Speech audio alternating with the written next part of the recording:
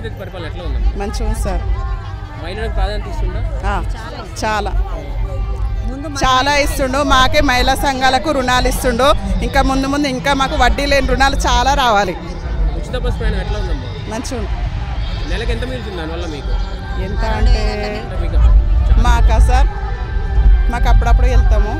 మాకు ఇక అటు ఇటు 2000 దాకా ఆదాయం మిగులుతుంది మా ఇంటి వరకు. ఉచిత గ్యాస్ 500 గ్యాస్ వస్తుంది సార్. ఉచిత కరెంట్ వస్తుంది. దీనివల్ల ఎంత మిగులుతుంది మీకు? ఇంట్లో ఎంత ఆదాయం అయింది?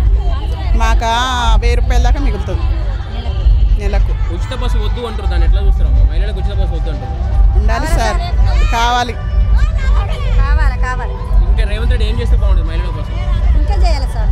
ఇంకా అంటే మాకు ఇంకా మహిళ ఇట్లనే రుణాలు ఇస్తూ ఉండాలి, వడ్డీ రుణాలు రావాలి. మాకు ప్రతి ఒక్క మహిళ సంఘంలో ఉండేటట్టు ఇంకా రావాలి. మాకు ఈ పరిపాలన చూసి ఇంకా సంఘంలో లేని సభ్యురాలు సంఘంలో ఉండాలి, పెరగాలి. ఇంకా Subscribe us and press the bell icon for more interesting updates.